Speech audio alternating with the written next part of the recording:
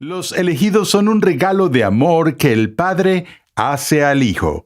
Así que somos predestinados, no porque respondamos a un llamado, sino que somos predestinados para responder a ese llamado. Ese es el punto que el apóstol está haciendo aquí.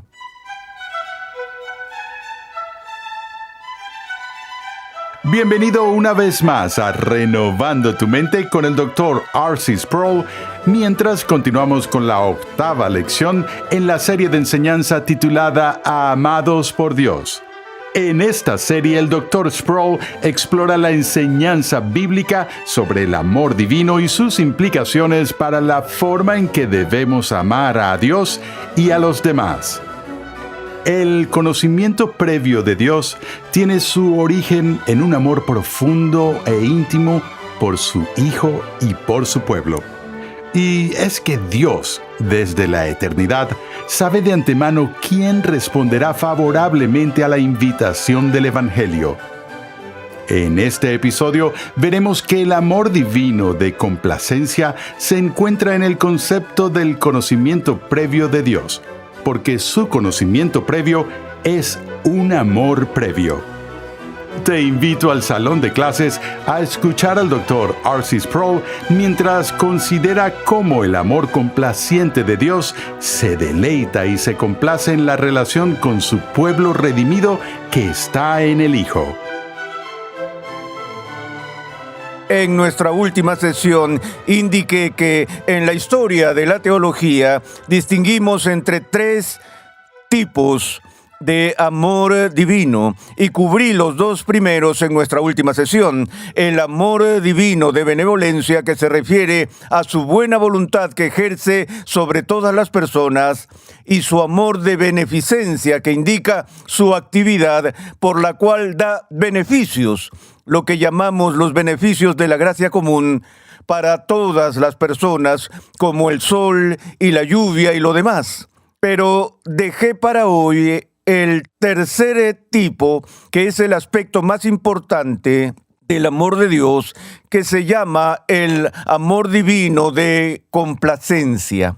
Creo que mencioné que cuando hablo del amor divino de complacencia, las cejas de las personas se levantan y aparecen miradas perplejas en su rostro, porque cuando piensan en complacencia, piensan en una actitud de indiferencia o en una actitud de autosuficiencia, porque con frecuencia usamos el término complaciente para referirnos a alguien que está a gusto en Sión, que se duerme en los laureles, que no está tan apasionadamente involucrado en ningún tema en particular. Esa es una de las extrañas peculiaridades de la evolución del lenguaje, porque en realidad la raíz del significado de la noción de complacencia es exactamente lo opuesto a eso. De hecho, solo para verificar esto, recientemente consulté un diccionario moderno para ver cómo ese diccionario definía la palabra complacido o complacencia, e indicaba que la raíz latina de la que se deriva la palabra proviene de la idea de aquello en lo que alguien encuentra gran placer o deleite. Es decir, muy lejos de la idea de indiferencia o autosuficiencia. De hecho, en esta edición particular del Webster Collegiate Dictionary, la definición primaria número 1, incluso hoy en día, de complacencia es deleite o lo que es agradable. Entonces, solo el significado secundario es esta idea de una especie de satisfacción o suficiencia. Ahora ves que este concepto de suficiencia proviene de la idea, una vez que me he deleitado con algo y me satisface al máximo, entonces me relajo y estoy satisfecho al respecto.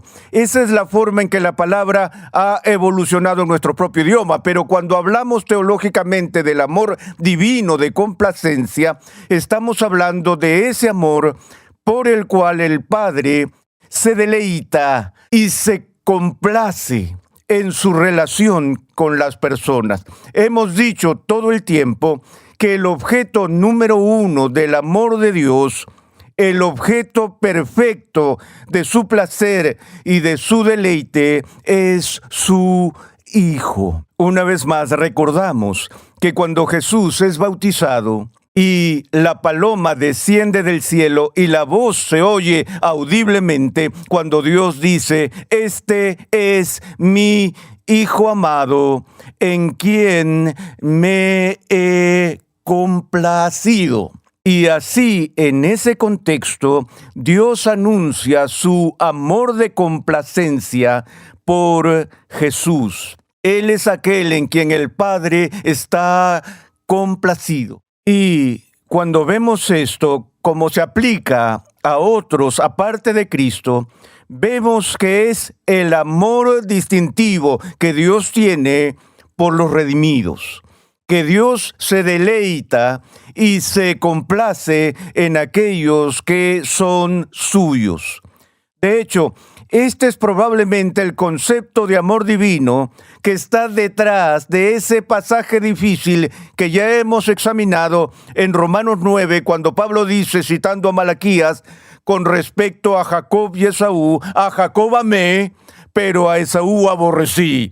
Es decir, Jacob recibe este amor complaciente y trascendente, el amor que Dios tiene por sus elegidos, que difiere del amor general de benevolencia y del amor de beneficencia que, por supuesto, Esaú habría recibido los dos primeros tipos de amor de Dios, pero no habría recibido el amor salvador de Dios, el amor redentor de Dios, en el que Dios se deleita en su pueblo. Pero de nuevo, hemos visto que el amor de Dios en las Escrituras está inseparablemente relacionado con la gracia electiva de Dios. Tomemos un momento para ver la cadena de oro, que es tan importante para nuestra comprensión de este concepto, tal como aparece en Romanos capítulo 8.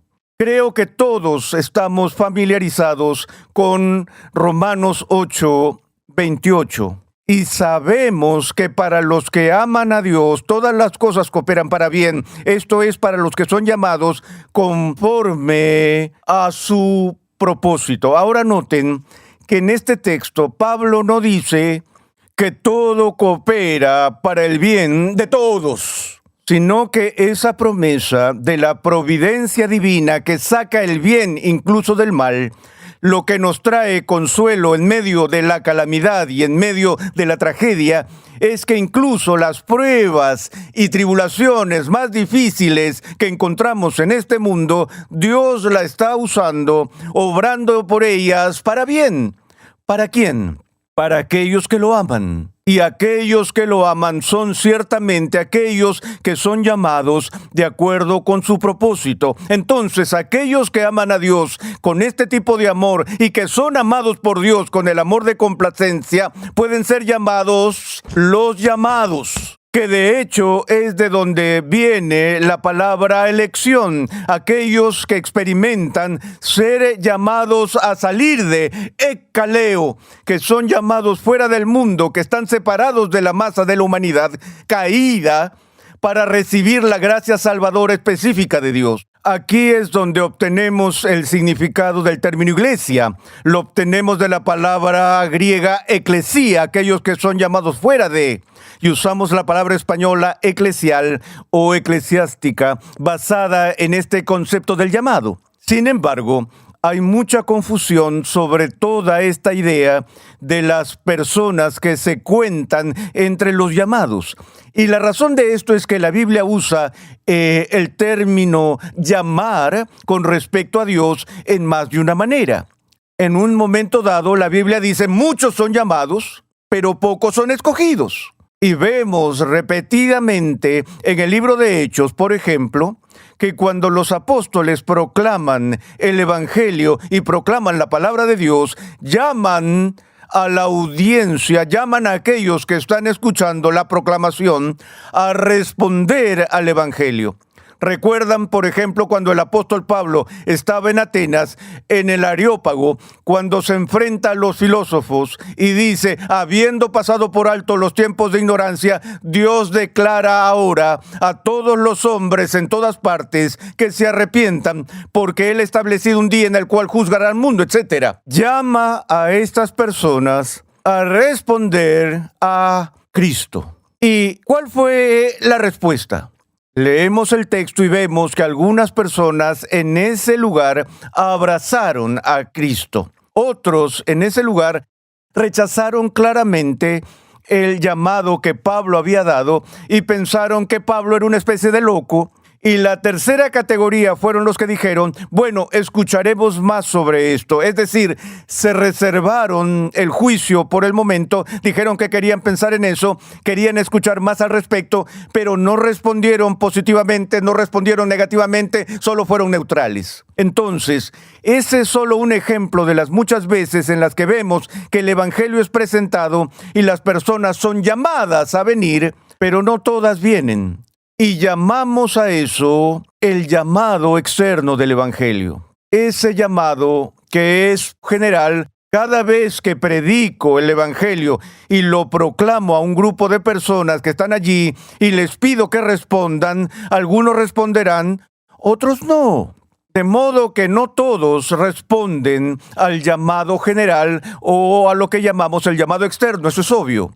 Por otro lado, la Biblia usa el término llamar de otra forma, la cual llamamos en teología el llamado íntimo o el llamado interno, y a veces incluso se le dice el llamado eficaz de Dios. Esto tiene que ver con la operación del Espíritu Santo que ocurre dentro de la persona. No es solo un llamado externo que se escucha con los oídos, sino que tiene que ver con la obra sobrenatural de Dios el Espíritu Santo en el corazón o en el alma, por la cual aquellos que antes estaban muertos en sus delitos y pecados, ahora son vivificados, son despertados y se les da oídos para oír y ojos para ver a lo que antes eran indiferentes.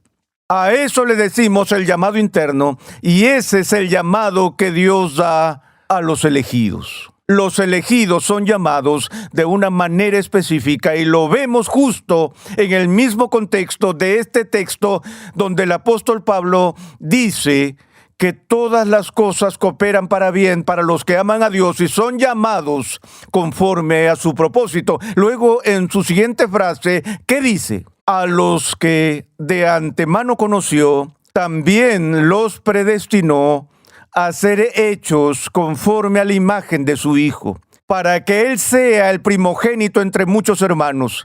A los que predestinó, a esos también llamó. A los que llamó, a esos también justificó.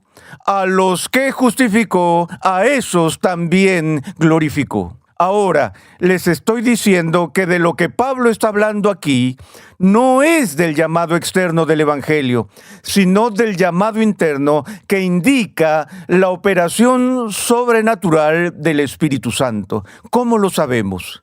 Bueno, en este segmento, donde varios aspectos de lo que llamamos el orden de salvación son colocados de manera lineal, menciona el conocimiento previo, la predestinación, el llamado, la justificación y la glorificación. Ahora, si vemos la forma en que esto está estructurado en el texto, vemos que la fraseología del mismo es lo que llamamos una elipse, es decir, es elíptica en la medida en que hay ciertas ideas que se entienden tácitamente que no están explícitamente detalladas en el texto, pero creo que casi todos los comentaristas de Romanos afirman que esa es la estructura del texto, de modo que lo que se dice aquí es que a todos los que Dios ha conocido de antemano, Él también ha llamado. Así que a todos los que Dios conoció de antemano desde la fundación del mundo, los ha llamado. Ahora, ¿en qué sentido Pablo está hablando de conocimiento previo aquí? Permítanme hacer la pregunta de forma distinta. ¿Cuántas personas en el mundo, en la historia del mundo, conocía a Dios desde la fundación del mundo. Dios conoce a todos en el sentido cognitivo, en el sentido intelectual, desde antes de la fundación del mundo, porque Dios lo sabe todo. Él es omnisciente y conoce tu nombre, mi nombre, el nombre de todos, desde antes de la fundación del mundo. Ahora, recuerden que cuando tratamos con la difícil doctrina de la predestinación y de la elección, la postura más popular de esa doctrina entre los cristianos, porque les recuerdo que cada cristiano tiene que tener una doctrina de predestinación si esa persona quiere ser bíblica, porque la doctrina de la predestinación se enseña en la Biblia y por lo tanto no es opcional para nosotros si creemos en la elección o creemos en la predestinación. La pregunta es, ¿cómo entendemos estos conceptos? Y el punto de vista más popular es lo que se llama la postura premiante de la elección, o podríamos llamarlo la postura del conocimiento previo, y esa es la idea de que Dios, desde toda la eternidad, sabe de antemano quién responderá favorablemente a la invitación del Evangelio. Que desde toda la eternidad Dios sabía que Pablo iba a predicar el Evangelio en Atenas, en el Areópago, y desde toda la eternidad Dios sabía quiénes eran esas personas que responderían positivamente y quiénes eran esas personas que rechazarían la enseñanza de Pablo. Y luego, sobre la base de su conocimiento anterior, su conocimiento previo, viendo a través del paso del tiempo, elige para salvación a aquellos que sabe de antemano que responderán positivamente al Evangelio. Esa es la postura más popular y el texto que prueba esa idea está aquí en Romanos 8. Porque el argumento es este. Obviamente Pablo habla de predestinación aquí, pero antes de hablar de predestinación, habla del conocimiento previo de Dios. A los que de antemano conoció son los que predestinó. Pero si insertamos en este texto lo que está implícito y tácito en el texto, es decir, que a todos los que Dios conoció de antemano, los predestinó, y si de hecho Dios conocía a todos desde la eternidad, entonces eso significaría que predestinó a todos, y ahora el texto prueba más de lo que la gente que insiste quiere que pruebe, porque ahora probaría la salvación universal o la predestinación universal, que está claramente en oposición a la enseñanza de la Sagrada Escritura. Pero podrían decirme, pero Arsi no ha cerrado bien la brecha. No solo es la brecha de que Dios simplemente está hablando de un conocimiento desde toda la eternidad de aquellos en el futuro, sino que se limita a su conocimiento de los que responderán positivamente.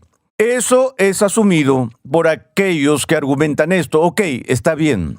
Pero ahora el problema se agudiza cuando vamos más allá de la predestinación al llamado.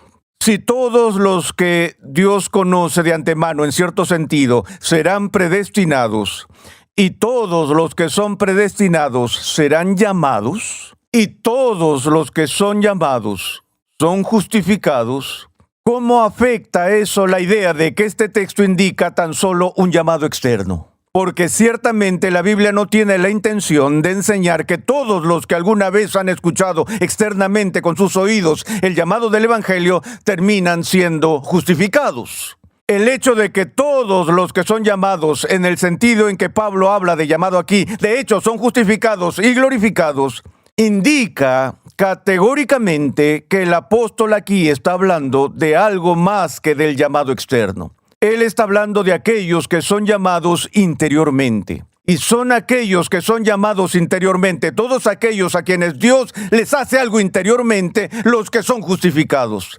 No hay nada en este texto que diga que todos los que Dios sabe de antemano que responderán al llamado externo serán predestinados. Eso es que su respuesta no es la base de la predestinación, sino que el punto del texto es que todos los que Dios predestina recibirán este llamado interno, y todos los que reciban el llamado interno recibirán a su vez justificación y glorificación.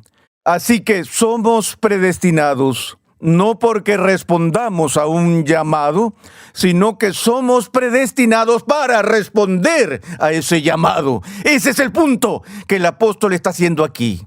Es a aquellos que reciben esta gracia especial que se hace la promesa que todas las cosas cooperan para bien para quienes lo aman y que son los llamados, porque el efecto de ese llamado interno es que antes de amar a Dios, Él me amó con el amor de complacencia. Y con ese amor de complacencia me sacó de la muerte espiritual, me llamó internamente. Y ese corazón que era hostil a Él antes de ese llamado interno, ahora le ha dado no solo vida espiritual, sino también afecto religioso. Porque sin esa gracia electiva y el poder regenerador del Espíritu Santo, estoy por naturaleza en enemistad con Dios, no tengo afecto por Él. Pero ahora, una vez que he recibido el llamado interior y mi corazón ha cambiado, lo que antes aborrecía, ahora amo. Y Cristo se convierte en el objeto de mi afecto. De nuevo, recuerden que esto es un derramamiento del amor del Padre por el Hijo. Noten que el propósito de esta elección y predestinación es que podamos ser conformados a la imagen de su Hijo. Y para que el deleite que Dios tiene en los elegidos sea el derramamiento del deleite que Dios tiene por su Hijo. Dios no quiere que su Hijo no sea el primogénito de muchos hermanos, como Jesús nos dice en la oración del aposento alto en Juan 17 en adelante, habla de aquellos a quienes el Padre le ha dado. Eso es lo que son los elegidos, los regalos de amor que el Padre le da al Hijo. Es debido al amor divino de complacencia por Jesús que nos convertimos en objetos de su amor complaciente. Cuando vemos este conocimiento previo aquí, obviamente antes de que Dios pudiera elegir a alguien, Él no tiene sus decretos eternos dirigidos a quien pueda interesar. Para elegir a Jacob desde la eternidad, tiene que ser consciente de Jacob desde la eternidad. Tiene que saber de Jacob antes de poder designar a Jacob para recibir la gracia de la elección. Entonces, el punto es que este conocimiento previo significa más que una simple conciencia intelectual. Si examinamos la palabra, el verbo conocer en la Biblia, sabemos que hay un sentido en el que la Biblia usa el verbo gnosis para referirse a la conciencia intelectual, pero también hay un significado más profundo para ese verbo o para el sustantivo conocimiento que se refiere al amor de la intimidad. Abraham conoció a su esposa y ella concibió. Así que no es tan solo decir que en el momento en que él fue consciente de ella intelectualmente ella quedó embarazada. No, la Biblia usa el verbo conocer como un eufemismo para las relaciones sexuales, para indicar el nivel más profundo de intimidad personal. Es por eso que Pablo en Romanos dice, el hombre natural conoce a Dios intelectualmente, y en 1 Corintios dice, el hombre natural no conoce a Dios. Es decir, conoce a Dios en un sentido, tiene una conciencia intelectual, pero por naturaleza no tiene este conocimiento del afecto, este conocimiento de intimidad. Entonces, el amor de complacencia se encuentra incluso aquí en el concepto del conocimiento previo de Dios, porque su conocimiento previo, amado, es un amor previo. ¿Cuándo se deleitó Dios en ti? Desde antes de la fundación del mundo. Tu elección es el resultado de su amor eterno por ti. Y aquí está el ejemplo supremo de Dios amando a los que no merecen amor. Y eso es lo que sucede cuando nos ama.